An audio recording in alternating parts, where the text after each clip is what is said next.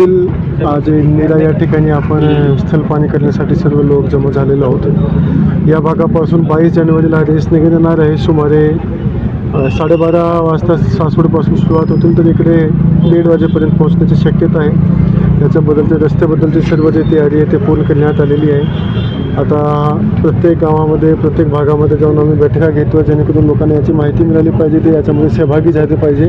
त्याच्याशिवाय त्यांनी त्या भागामध्ये स्वच्छता मोहीम राबवली पाहिजे, कारण हा जे रेस आहे ते 40 देशामध्ये किमान लाईव्ह बघितली जाणार आहे. तर आपलं जे नैसर्गिक सौंदर्य आहे ते आपण जगासमोर मांडत आहोत, दाखवत आहोत, जेणेकरून एक पर्यटनाला चालना मिळेल, आपला इन्फ्रास्ट्रक्चर चांगला तयार होतील.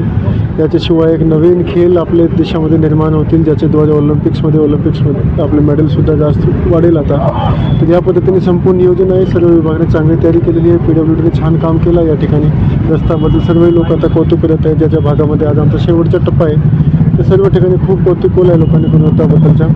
याच्याशिवाय पोलिसने खूप जय्यत तयारी केलेली आहे.